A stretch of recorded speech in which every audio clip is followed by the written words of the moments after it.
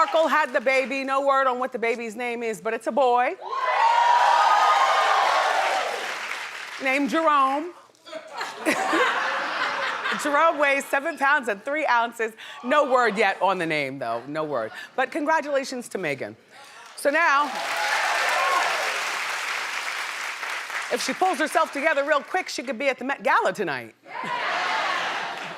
Her mother was with her, of course. Her husband was there, and I wonder if her father will see his grandson, and at what point. I hope you had a nice weekend. I had a good weekend. Ooh. I'm a woman of my word most of the time. I kept my word and went to see Jacob Lattimore at the club. Yeah. You know. Remember he was here last week and I said, well, let me, go in and see what's all going on. He's got his constituency, girls screaming for him and stuff like that. I knew it was time for me to go when I heard a girl say, oh my gosh, I want to be just like you when I grow up. I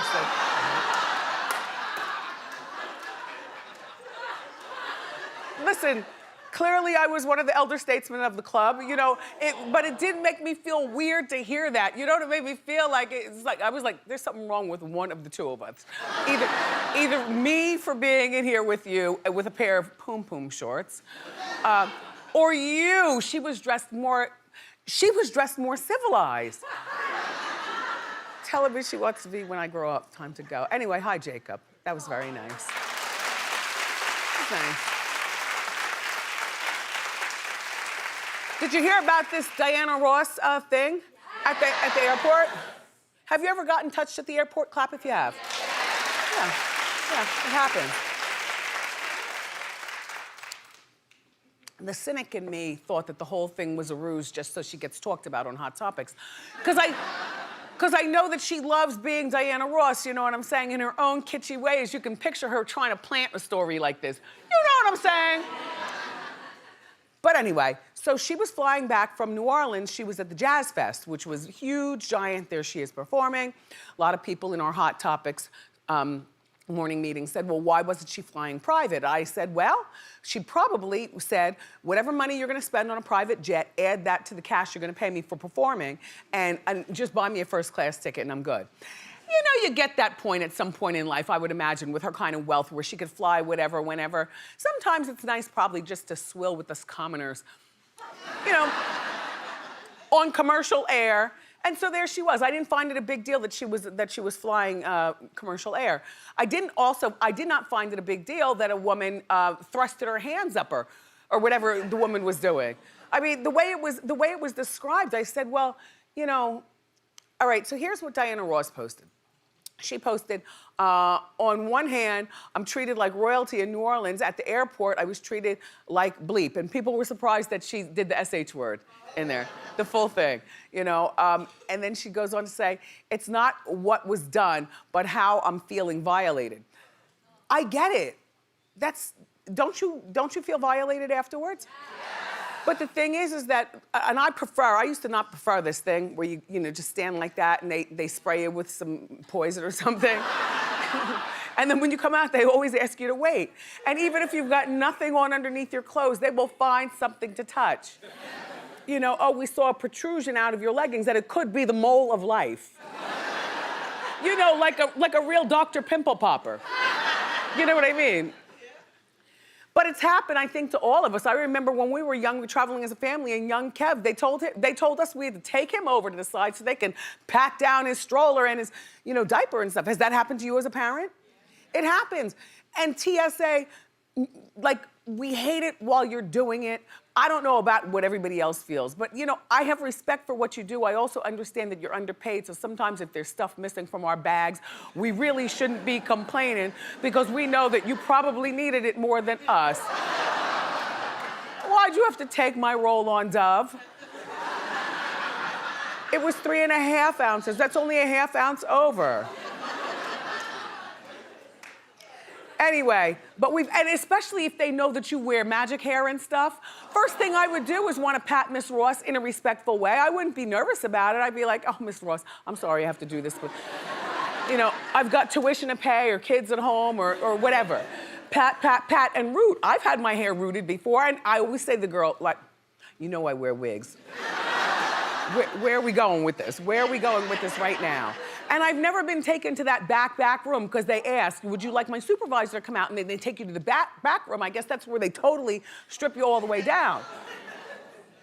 You know, but yeah, the pat, pat, pat. And then she said she felt violated and all like that, but that's what they do.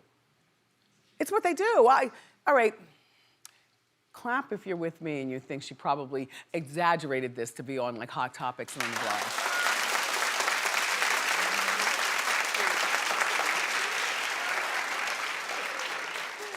Case rested. Right. And then Madonna's talking. She's saying that people are mad at her because she's too old. Well, I don't think that that's the thing, Madonna, because everybody gets older. So she's in the latest, she's on the cover of the latest British Vogue magazine, and inside, you know, she's talking. I like that picture, by the way. Looks almost deathly, though, doesn't it? Anyway, she's talking about ageism in music and saying that, she says, people have always been trying to silence me. So it's either that she's not pretty enough or she's not talented enough or, you know, she's just not enough. So she says now she's being punished for turning 60. I don't think so. I think that the thing that sometimes irks people, I know for me this is what it is that Madonna will try too hard to be in a lane that you don't even have to struggle like that. You're Madonna. You know? Like, I don't think that she needs the grills and the eye patch. You know, maybe to perform on stage, maybe that's what she needs, but you know she's been doing this in real life. You know, I had a friend of mine was at the GLAAD Awards and saw her at the GLAAD Awards. That was over the weekend. I missed the GLAAD Awards. Did you go to the GLAAD Awards? No, I didn't. Do they even know we exist over here? I don't know. I mean, throw a brother a bone. I don't know. But I love Madonna. I do. And the idea that she's gonna be 60, Madonna, these young girls have nothing on you. You are everything that they want to be. Yes, including able to speak your mind and be irreverent, be hella rich, love your kids, the whole rainbow of them. You know, you've been married, you've fallen in love, you've fallen out of love. You do everything that a lot of these girls singing after you wanna be. In a way. So, but I just feel like, oh, and by the way, on Saturday she had the gloves on too. See, I'll tell you what, when they can perfect the hands in the surgery, that's when she'll stop wearing the gloves. They say the hands and the neck, right? We talk about that. So anyway, she started talking about her kids, and the one that she says that she feels the most connected with, she didn't say she loves them the most, I had no problem with her saying this, is her 13-year-old son, David Banda. There's David. Cute, right? He's 13. He's got an older man's swagger. Every bit of 16. Look, so she says that he's focused and determined like her. She says, she goes on to say, he's the one that she has the most in common with. So she's got 6 kids. What do you do if you're the other 5? She also goes on to say he has more DNA in me, or in him, my DNA in him, than all my other kids. So I wasn't offended by that. She didn't say she loves him the most. She didn't say, although I think it's wrong for parents to say anything about the most for any of their kids. You know, even if it's obvious that, you know, one plays football better than the other, like there's just some things that are obvious. It's just best to have one kid. That way you can just say nothing wrong. Just nothing wrong.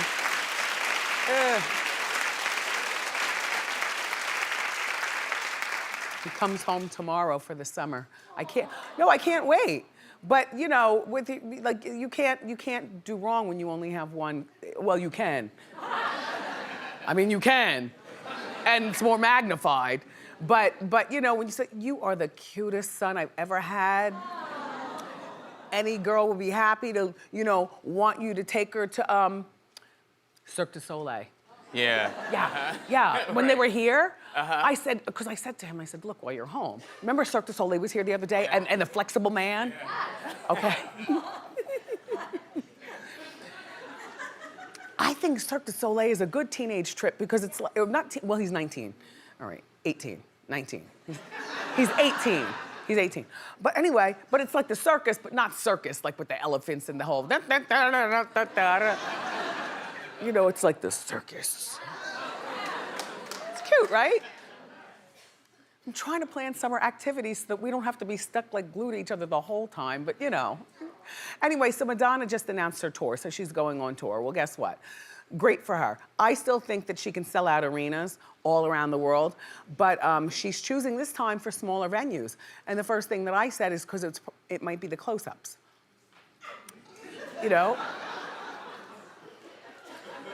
Well, my friend that was at the GLAAD Awards said that on account of, I don't know what's going on, but her face is like really wide and really like Jim Carrey the Mask. This is what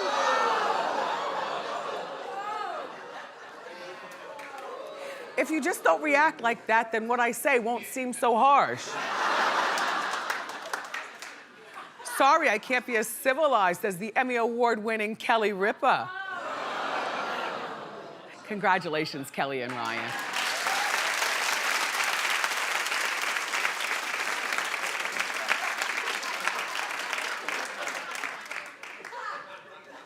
Did you catch what I was throwing? Yes.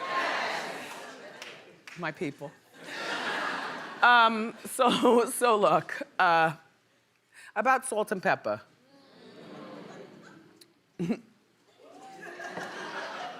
So Salt-n-Pepa and Spinderella, they were all together, they're a group. In my Hot Topics morning meeting, I said that the group is iconic. Everybody agreed. And I said, well, are the players in the game iconic individually? Unanimously, everyone said no. You are a group. It's Salt, it's Peppa, and it's? And if Peppa's not there, is it still Salt-n-Pepa?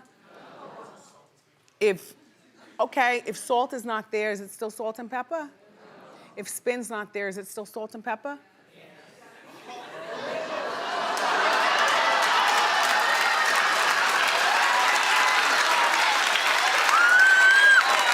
Okay. This is very important, okay? And I want you to say it like you mean it, you always do. Get some good camera shots. Okay. Listen closely. Clap if Spinderella could leave the group and they'd still be the fabulous Salt-n-Pepa.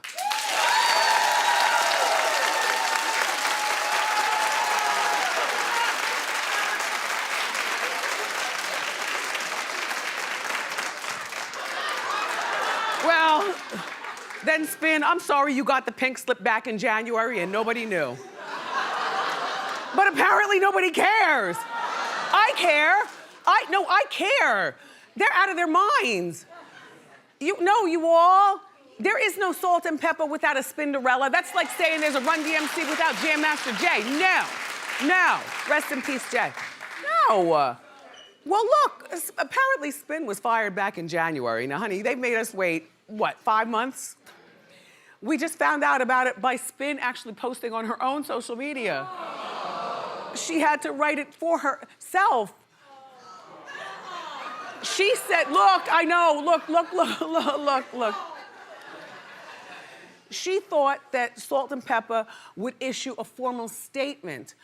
And that's what I would think too, I guess. I thought it would be like in Variety magazine, you know, an industry magazine, Billboard magazine, something like that. And then the blogs would pick it up. But this is not blog worthy. This is Salt-n-Pepa allegedly firing, you know, a major part of the group as well. I mean, there is Salt-n-Pepa.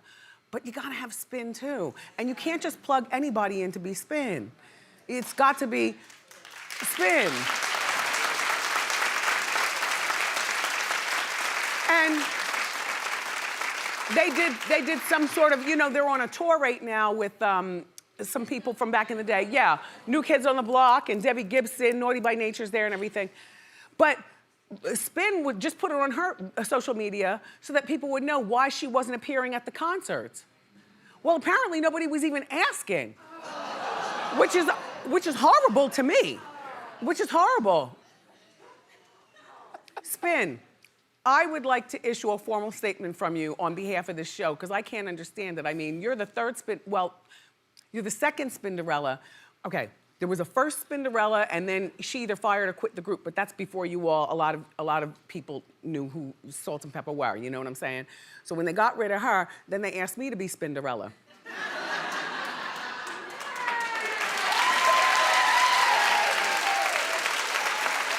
I told you this story, I'm not gonna tell it again.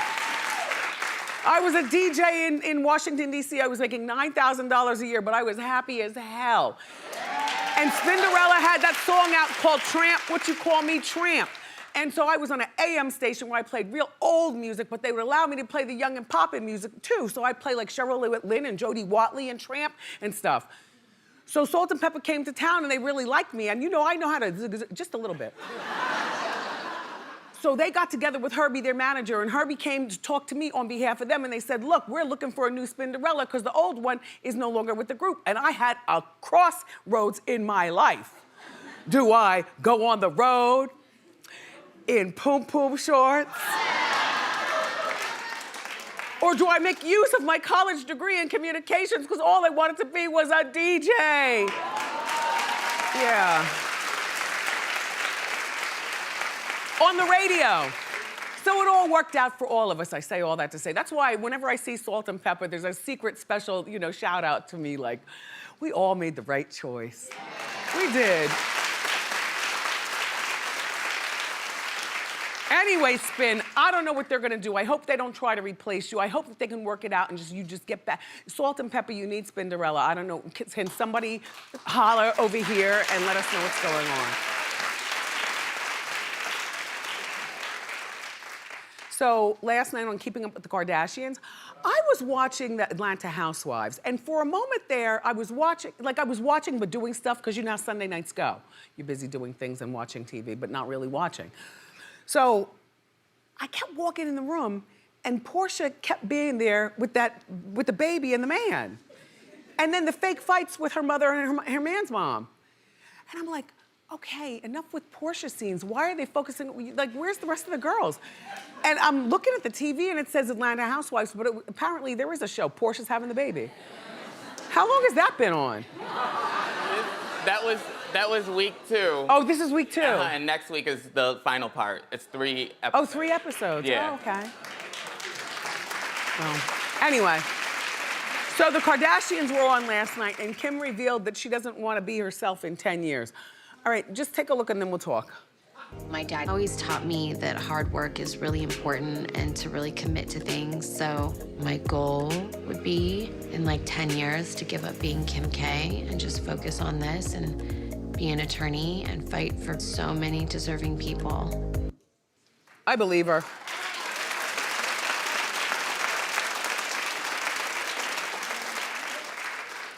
The girl in the front row in the leopard skirt, 3 from the end, right there, you with the leather jacket. Yes, your mouth was like this the whole time she was talking. You don't believe her? I think that she has the ability to change who she is, and she's already starting to do it. I mean, in 10 years, she'll still be young enough to be taking her clothes off and, you know, doing that kind of thing. I think she's gonna find a healthy balance.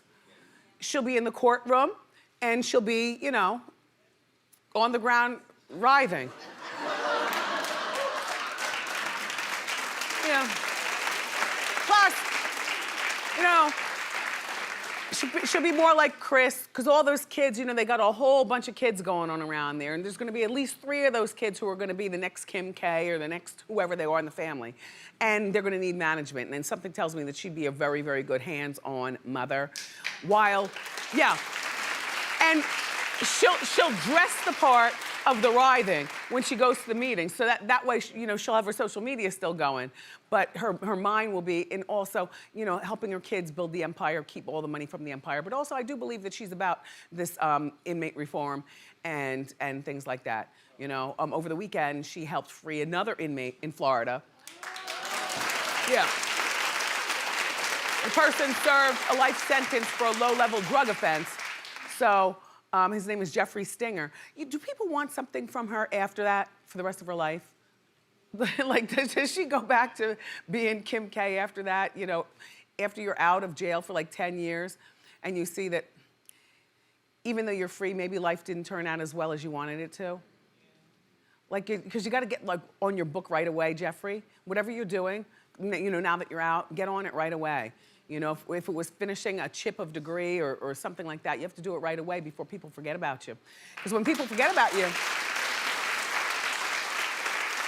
then they're less apt to help you. Like, who's the DJ who ended up being homeless in the Midwest? And we had him on the show, and he did Kraft macaroni and cheese. The black man, you know who I'm talking about. Yes. Williams, Ted Williams. Ted Williams. The golden voice. Yes, you remember him. Right, where's Ted Williams now? Remember, like every radio station in the country, you know, that played the Spinners wanted to give him a job, and people were giving his family a lot. And I think that anyway. Jeffree, you have to strike now. And in 10 years, we'll check back in with you. But I do believe that Kim K could do this whole, she can make everything work. Oh, that's it for Hot Topics. Don't go too far, though. It's Monday, it's all Hot Topics all hour long. Up next, we got the inside scoop about the legendary actress Diane Keaton, Oprah, and Eddie Murphy. Don't go far. Grab a snack. Come on back.